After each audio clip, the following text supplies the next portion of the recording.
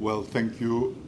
It is a tremendous honor to stand here in front of you, leaders and activists of the international Jewish community, among whom I see cherished friends of mine and of my country. For those who have never been to Tirana, there is an underground bunker at the city center. It was built to withstand an attack from NATO. Today it has been transformed into a space dedicated to the victims of those who originally constructed it. The bunker is eerily reminiscent of a modest, small-scale Yad Vashem. Inside the staircase, beneath photographs of the thousands of Albanians murdered by our North Korean-style regime in the middle of Europe, neon letters spell out Primo Levi's words: "Those who forget their past are condemned to relive it." I bring it here not to make any impossible parallelism between the horrendous large-scale extermination of millions of Jews by the Nazi regime and the tragic deaths our communist regime inflicted to thousands of innocent people who were declared enemies of the people, but simply to say to all of you that we Albanians know both the unparalleled pain of the grave wounds of history and the unparalleled need to never forget their causes. We are both small nations in size and numbers, but immense in spirit. By the way, I was very happy to know the Jewish population in Israel has reached 10 million, because I believe that every newborn Jew is a bless, not only for Israel, but for the world, whose debt towards Jews can never become a clean sheet. But going back to the immensity of our nation's spirit, I must quote here my late great friend Shimon Peres, who once said, "The spirit cannot be burned in the ovens." Yes, it always prevails. And let me tell you my firm belief that both our spirits may be tested in small or big ways, time and again, by the controversies of our actual and future history. But at the end, they will always prevail, and our small nations will come out stronger after every test. There is a profound history that binds our people together. Certainly the most well-known chapter is the Holocaust, when Albania became the only European country not to hand over a single Jew, and the only one where the post-war Jewish population grew 20 folds in size. While fleeing out from other countries to escape death, Jews were flying into Albania to protect their lives under the steel-strong promise of our Besa, the sacred word of honor that is given to another person or family, and which is protected by the giver with his life itself. But our shared legacy extends over centuries, and throughout those centuries, the size of our land has never limited nor the vastness of our dreams, and neither the length of our opened arms towards the Jews. Dear friends, In writing this speech, which I felt both as a special privilege and as a big burden of responsibility, I've tried to be loyal to a Jewish tradition, to begin with the downside and then to conclude on an upbeat note of hope and confidence. But before I address the complex questions you have bestowed, let me take a moment to appreciate the sukkah you have built around me tonight. It feels incredibly special to receive this tribute, and I'm not sure at all I can take it as me, myself, but I'm 100% sure that I can take it as a tribute to the Albanian people and Albania, which was good at the Jews since the beginning of times. The Talmud says what comes from the heart goes to the heart. That's the warmth and kinship I feel so deeply today into this beautiful little representation of the great Jewish community. Toda Rabba to all of you. Faleminderit. I bow myself in gratitude. I know, of course, that unspoken protocols require a leader when receiving a gift or a tribute to downplay it and dedicate the honor to its people. But trust me, it is not that at all when I say that without the Albanian people, our gold heritage, and our religious hospitality, none of this would have been possible. Nevertheless, I am not a traditional leader, or at least I hope to not have become one. So I must add in full sincerity that yes, I'm genuinely delighted, also in the personal level, to receive this tribute. As a true believer in the idea that being a leader should not be an impediment to speak your mind, I believe that Elie Wiesel was right when he said there are no coincidences in the history of the Jewish people. My presence here and the long-age relationship between our countries are certainly not coincidences. Now, to say it all modestly, modesty is not my main strength, but I promise that this is all you will hear about me tonight. From here on, let me speak about us, hoping that, as Lord Rabbi Jonathan Sachs put it, when we move from the politics of me to the politics of us, we discover those life-transforming, counterintuitive truths. The truths that a nation is strong when it cares for the weak, that it becomes rich when it cares for the poor, and that it becomes invulnerable when it cares about the vulnerable are absolutely fundamental. But I would like to uncover here as well the power of a nation when it cares about its friendships. Besides the tribute, what makes me proud tonight is that the warmth of friendship I feel here among you is fantastic and undoubtedly reciprocated.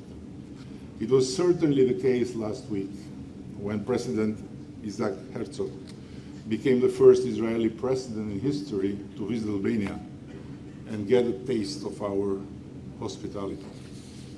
Too late for such a historical breakthrough, but right in time when one thinks about the historical context and of the struggle the Jewish nation and Jewish state is going through nowadays, fighting not only for his right to defend itself from a new vicious form of Nazism, but also for the world we live in to not fail and not fall for easy answers in front of an existential threat to the free and democratic space we have constructed all together after the nightmare of World War II.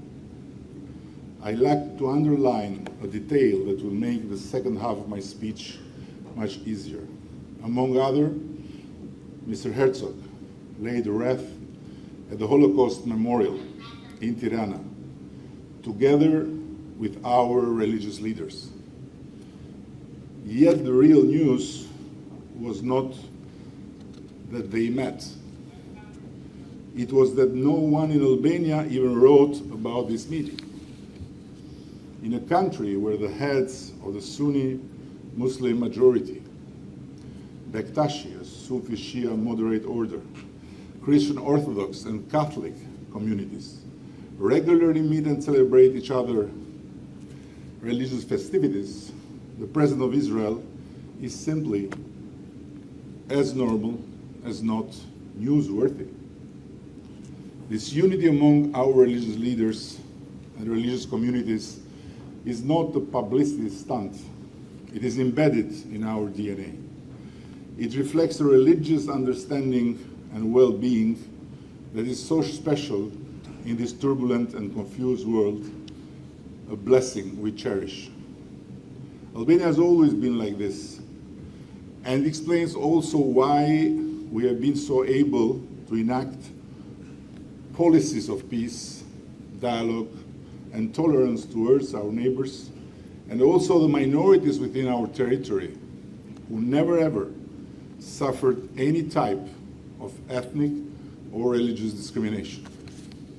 Albania was the first country in Europe in 1932, when anti-Semitism was on the rise, that recognized the right of the Jewish community to legalize Shabbat in the law. During the Holocaust, when Nazi leader Hermann Nochbayer summoned the religious and political leaders in Berlin in 1943 to demand a list of Jews and the excess on the gold in the Bank of Rome, our representatives replied, "You can have the gold, but not the Jews." And several sessions of negotiations did not change their mind. The gold is yours to take, the Jews are ours to protect. And these are all written in the minutes of the negotiations. And we continue to be the same. I was told this written story of a young Jewish scholar named Theo Kanter, who visited recently the Museum of Solomon in the ancient UNESCO's protected city of Berat. And he left a note. Here I was, a kippah-wearing Greek-Polish Jew from New York, in a centuries-old Byzantine church, in Europe's most Muslim, Islam's most secular, and perhaps the world's most tolerant country. And I felt safer walking there than back home. A post-communist rebirth with a Jewish twist. I've evoked history many times today, but what has driven my work in office and landed me here is exactly the exclusion of history from all the politics and policies of my government. When in 2014 I became the first Albanian Prime Minister to visit Belgrade, after 68 years, I was called all sorts of names, with traitor being among the nicest words, believe me.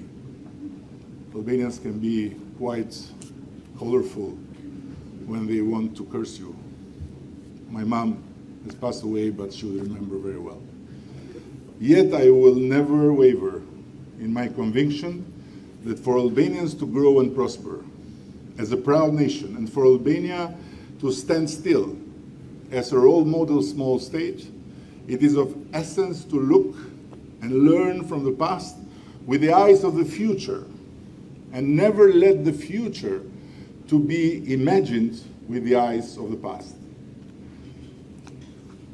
Dear friends, I'm fully aware of the elephant in this room. It is not easy to have this meeting against the backdrop of the tremendous pain and suffering the mass murder attack of October the 7th has brought to the people of Israel, but also the tremendous pain and suffering the war in Gaza is bringing to far too many Palestinian innocents. I know it would be much easier to skip the elephant than to try and sort out from such a backdrop a truthful opinion that gives to Caesar what belongs to Caesar and gives to God what belongs to God, without hurting anyone's feelings. But let me start by quoting Rabbi Sachs once more. Terror fails and will always fail because it arouses in us a profound instinct for life. And while we, the world, can be divided about the how to get out from this devastating war without witnessing daily the screams of pain of the innocent people of Gaza, it is simply a madness with potential devastating consequences for all of us to not be united in firmly defining terror as a very common enemy.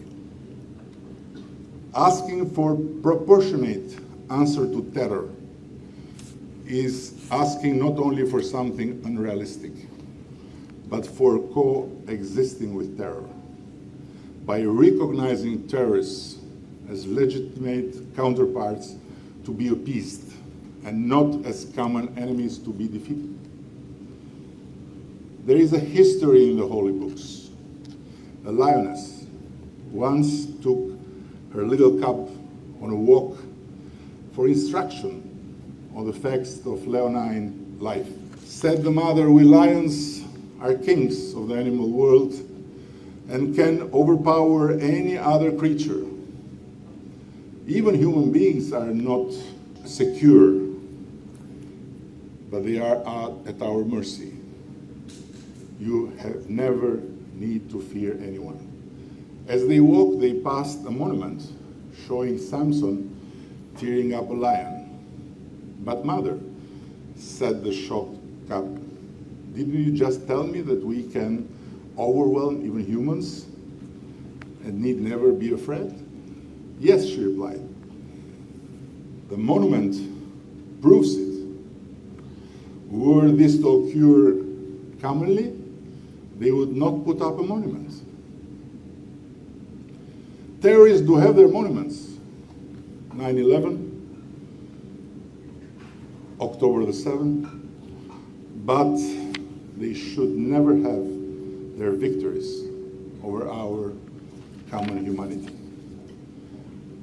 Yes, one can find plenty of reasons to criticize Israel in its war in Gaza, but no one who cherishes freedom and democracy should forget that Hamas represents the worst of the anti-democratic faces of this world.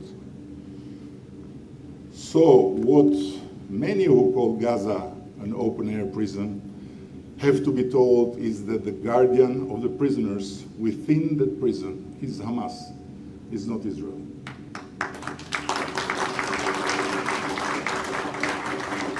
Having Hamas been elected power, which instead of seeking the destruction of Israel with the support of Iran, would seek the freedom and prosperity of its people through a democratic rule, I would be the first to say that Israel is wrong and should be stopped and treated like an aggressor against a peace-seeking neighbor. But although I suffer like every human being witnessing what is happening in Gaza, I am unable to give my benefit of doubt to Hamas, which is the daily torture of its people since so many years in power, and in which fight I frankly don't find anything more noble than in the fight of ISIS or of Nazis against the humanity. Unfortunately, no one has yet invented a method of overpowering violence in self-defense without force. And again, we are of course very aware that what is happening in the territories where the people of Israel and the people of Palestine live is something that must end as soon as possible. Albania has voted more than once in the United Nations for immediate ceasefire, But in the meantime, we have never doubted that the ceasefire that does not include the release of all hostages is anything but a boost for Hamas. We have also stood since long time, and we firmly stand for the two-state solution as the only path forward towards a long-standing peace. But for us, this means Hamas out of the picture and reliable political representation backed by all Arab states on the Palestinian side. On the other hand, I'm quite aware that all what we can say is still much easier said than done, because by no doubt, to fight and win against terror in the front line is much more difficult and complicated than to lecture the fighters from far away, while the innocent hostages in the hands of butchers are not your own people, but the people of a country which was taught by history in the hardest way that when the life of a single person is taken away by the enemy just because of his, her nationality, the life of the whole nation is in peril. In this common struggle against terror, against anti-Semitism, radicalism, and all the evils of the world we live on, Albania stands firmly by the side of all of them that are not ready to forget the grave lessons of history and either to relive a past that cost it to the humanity the most horrendous pains. Our grandfathers taught us the value of standing with the Jews by putting their lives in line to protect them from the butchers of World War II. And they also taught the world that there was only honor in being Muslims and sheltering the Jews in their homes, in being Christians and doing the very same, in being just humans when other humans in danger need your help, and whatever it takes. In the same spirit, we gave shelter to several thousand Iranian refugees whose life was in daily danger in the Camp Liberty in Iraq, where they were raided and killed by Tehran assassins. Bigger and stronger European countries didn't want to help them. And we paid a dear price for being their hosts, because the Tehran totalitarian regime engaged in a large-scale cyber attack on Albania, which aimed to wipe out all our digital infrastructure of public services. But we didn't waver and will not waver in our commitment to shelter those people in our country for as long as it takes. And our hospitality was and is not at all related to any political stance against Iran, but only to a humanitarian belief engraved in our spirit as nation. We were forced to respond to the Iranian regime's ruthless attack by severing our diplomatic relations and kicking their embassy personnel out of the country. But I repeat, the Iranians in Albania are in our Besa, as the Jews were during World War II. And Tehran has to put its mind in rest, because by no chance will not deliver any of them to the hands of the regime, but either encourage our guests to engage in any type of political action using Albania like a platform. Lately, we're to open the doors to another group of people, several thousands of Afghans whose life was in immediate danger right after the fall of Kabul. It was truly an embarrassing moment to see how the biggest and the richest among the NATO European members shied away from the most naturally human obligation to rescue them after we left. They believed in the dream we sold them, with plenty of beautiful words: freedom, democracy, women's rights, free media, and so on. And they exposed themselves wholeheartedly by working with us for a democratic Afghanistan as free citizens, and also working for us as drivers, cleaners, translators, technicians. But suddenly we changed our mind and let their enemies take over, and our beautiful promises meant nothing anymore in the dark, terrifying loneliness of our friends. Well, it is not for Albania to say if we had to stay or leave. We are too small for the big decisions of our alliance. But our spirit is too big to not see at this Afghans' despair, our own despair, when we were under the rule of our red Talibans. So in cooperation with several humanitarian organizations in the United States and with the help of the State Department, we welcomed them, sheltered them, and gave them the chance to start a new life instead of being butchered or forgotten till death in the hellish prisons of the Taliban. And we are very proud to see that they are breathing freely here in the US, in Canada, and in Albania too.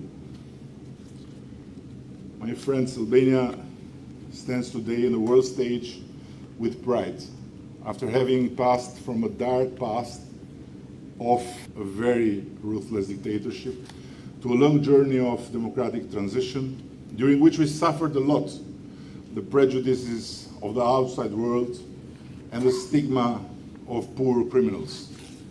Our country's transformation from a thoroughly harsh but much needed justice reform and the blossoming of tourism to our level of security and our roles in the Security Council, at the OSCE chairmanship and the UN Human Rights Council speaks for itself. We have found our voice in the region, a voice that great powers listen and trust. But my concern is to ensure that this new position for Albania becomes irreversible.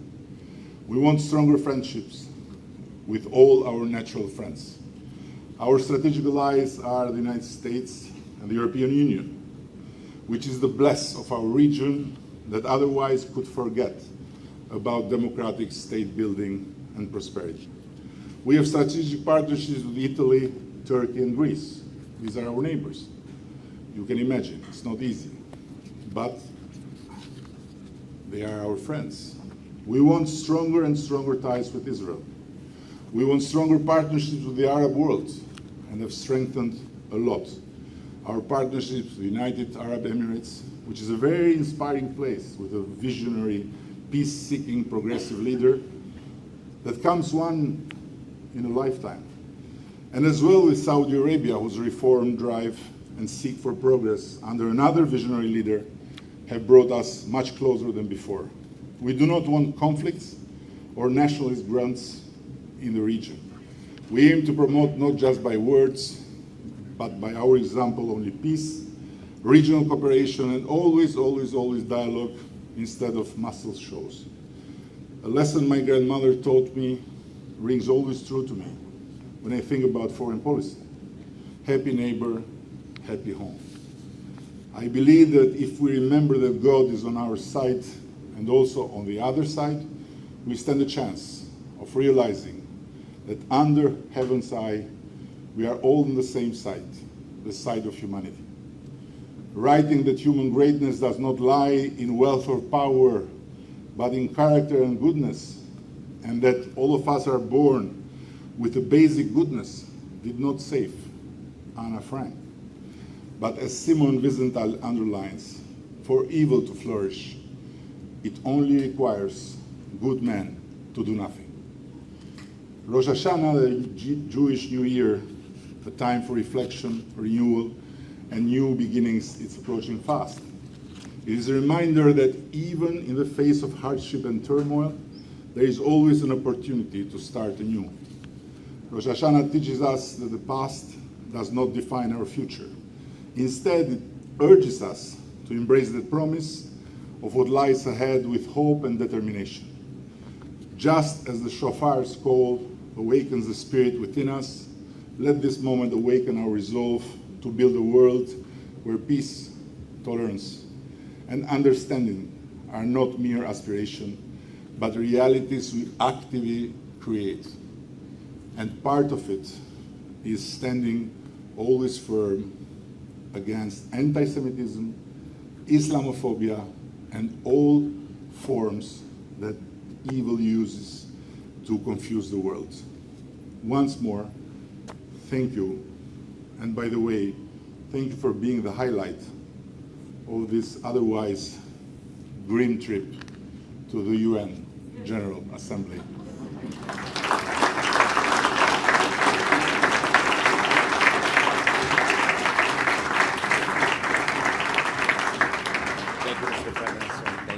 you. Before we conclude, I'd like to invite Robert Singer back to the stage to present the award, the CAM Global Leadership Award to Prime Minister Rama. Prime Minister, first of all, I had a written speech to say it now, but after listening to you, I think really, as you said, it comes from heart to heart, and I can't think about a better person to receive this award following Secretary of State Mike Pompeo and the Secretary General of the OAS, Armando, and many others. I think, when we met a few months ago with your outstanding ambassador here in New York, and we were thinking about this event, we were thinking about 50, 60 people. We had over 150 people willing to come and to listen. And I think that every minute of your address was very meaningful, comes directly to our heart, and very highly appreciated. So on behalf of the Combat Anti-Semitism movement, I would like to take this opportunity to present you with this award. And we know that we have a true and real friend in not only in the Balkans region, but on the worldwide stage. So thank you very much. Thank you. Thank you. Thank you very much. I promise I'll put it in a very special spot in my office where I have few menorahs around me. And together with the menorahs, I'll take it at home when I leave the office. I don't know when, but I promise that. And then I have to decide if this will stay in my home or in my art studio. But this will stay for me and with us and with our kids and the kids of our kids for generation as a badge of honor.